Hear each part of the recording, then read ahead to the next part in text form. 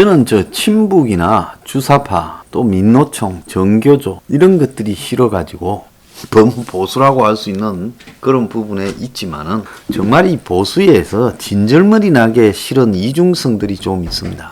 뭐가 이중성이냐? 보수 대중들이 상당수가 특히 여기에서 사회적 영향력을 많이 미치고 강경하고 앞장서 투쟁하는 사람들 다수가 문 정권이 출범할 때부터 거리 투쟁을 나섰지 않습니까? 그래서 거리 투쟁하면서 했던 게 뭐예요? 문재인 정권 퇴진이지 않았습니까? 그러지 않았어요? 그래서 광화문에 그렇게 거리를 메웠던 주제가 문재인 퇴진입니다. 근데 제가 그때 여러 차례 이야기했죠. 현 보수 수준으로 사람을 모을 수도 없을 뿐더러 그게 다다. 자, 그런데 문재인 퇴진을 하지도 못하면서 퇴진 맨날 그렇게 말만 하면 뭐하냐. 투쟁 방식과 내용을 좀 바꿔야 된다. 그리고 진정으로 친북이나 주사파나 가짜 사이비 좌파들과 문재인을 퇴진시키고 박멸을 하려면 과감한 기득권 수구 보수를 버리고 개혁을 주도해 가야 젊은 사람이나 중도층한테까지 지지를 받고 또 보수의 신물이 나서 입안한 구보수층까지도 수용할 수 있다라는 주장을 해왔고, 그런 맥락에서 제 말을 지키기 위해서 당도 만들었습니다.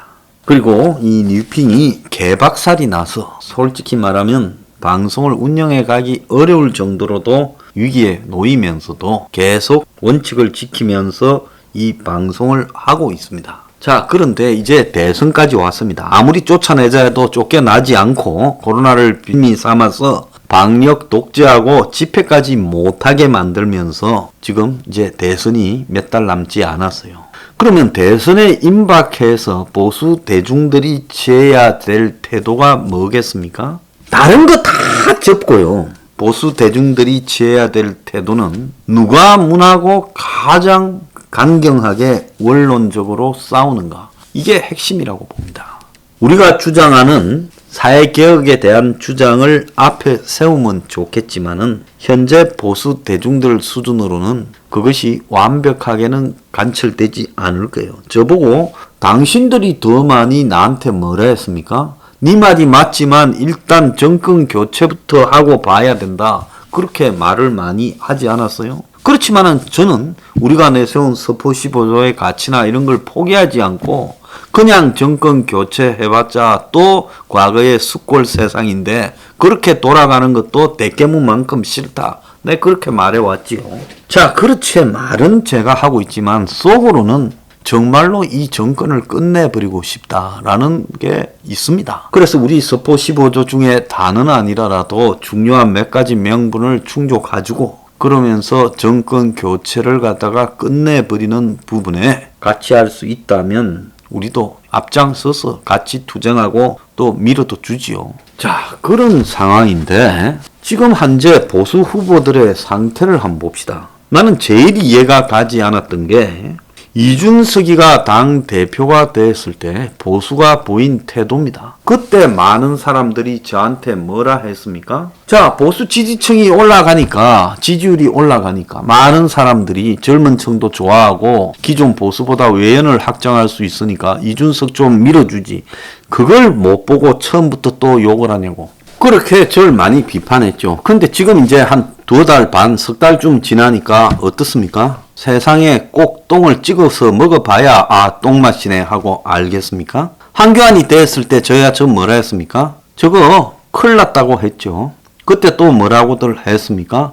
황이 마치 안정적이고 정권 교체를 할 수 있을 사람처럼 이야기들 하고 저를 숱한 보수란 사람들이 교회 다녀서 황교안이 잘생기고 목소리가 믿을만해서 황을 옹호하며 저를 비판했습니다.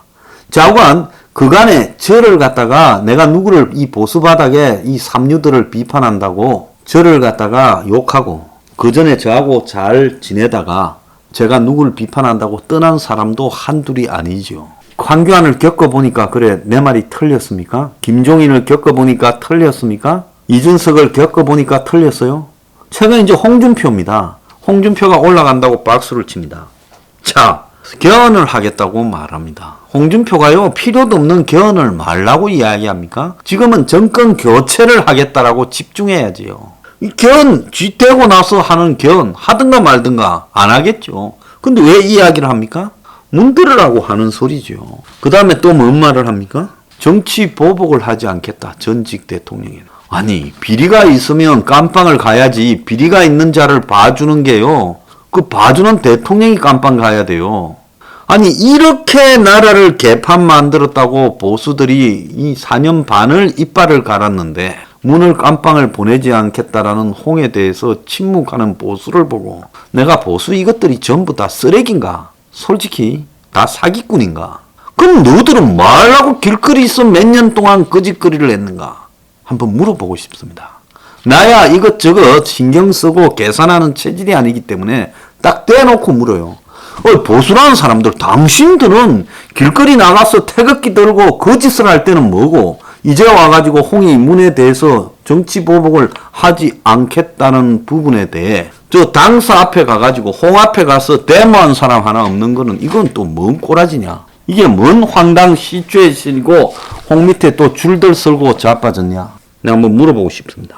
그 다음에 홍이 국익이 우선이다. 저는 종북과 친북 세력에 청산하는 것이 우선이라고 봅니다. 그런데 국익이 우선이래요. 흔히 사쿠라들이 이야기하는 게 국민, 국가, 국익 이런 표현 쓰잖아요. 그러면서 더불어 거수기당에 총리 내주고 장관도 내주겠다. 이렇게 말을 합니다.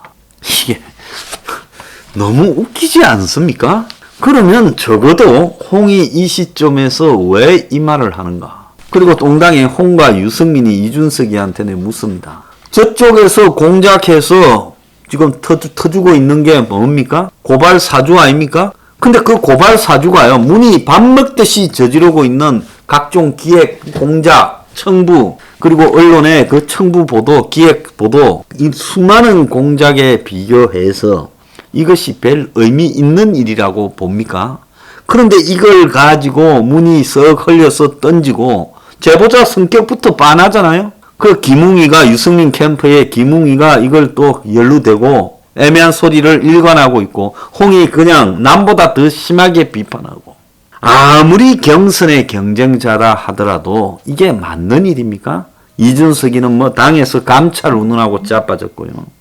그래서 내가 묻습니다. 당신들은 결국 문 앞에 손은 들고 교신해서 쟤는 문정권 죽일 자들이고 우리는 절대 죽이지도 않고 보복하지도 않고 같이 나눠 먹을 거니까 우리 좀 뽑아줘요 하고 지금 손은 드는 겁니까?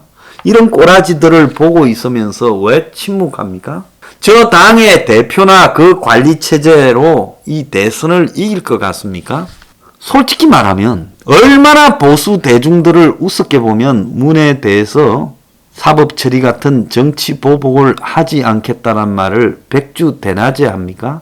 그리고 더 나아가서 국익이 우선이라고 말하고 또 총리나 장관을 저쪽에 넘겨주겠다. 그래서 서로 간에 합의해서 끌고 가겠다.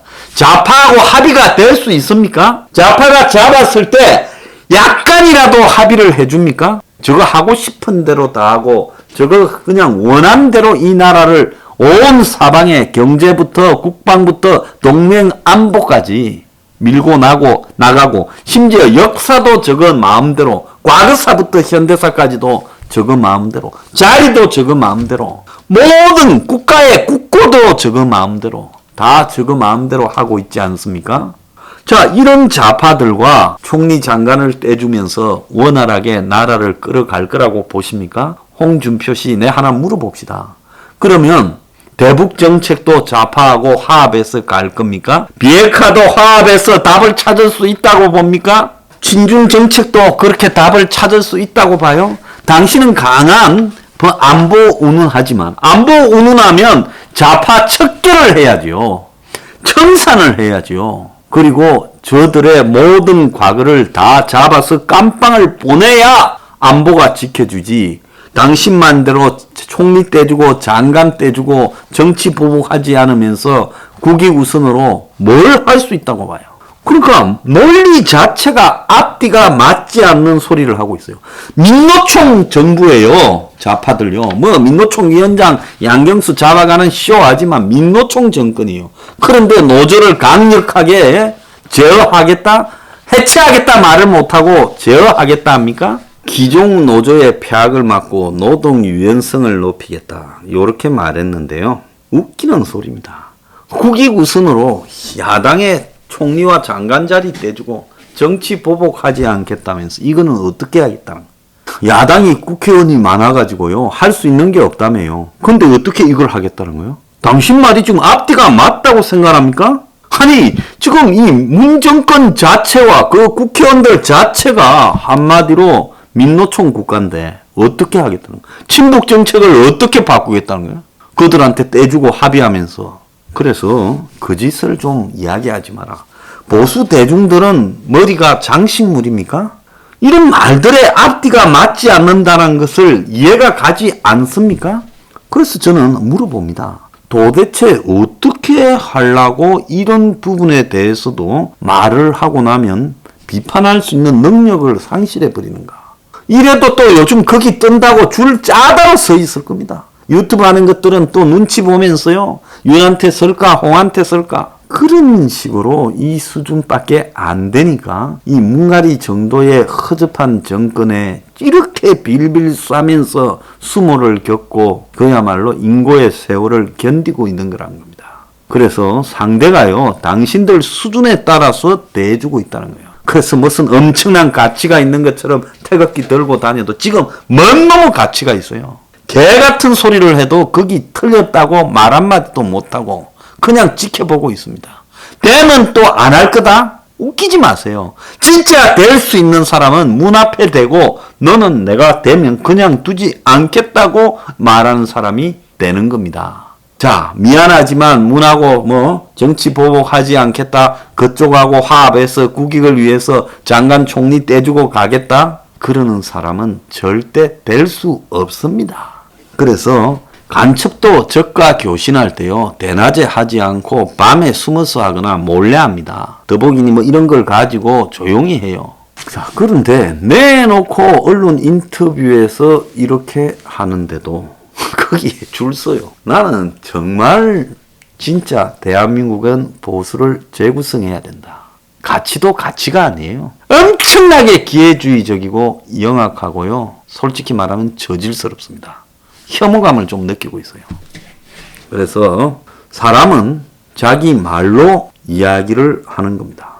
정치인한테 말 이상의 의미는 아무것도 없는 거예요.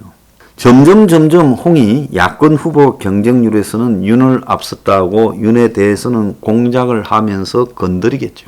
이런 정도는 우리가 이미 잘 알고 있는 익숙한 부분이잖아요.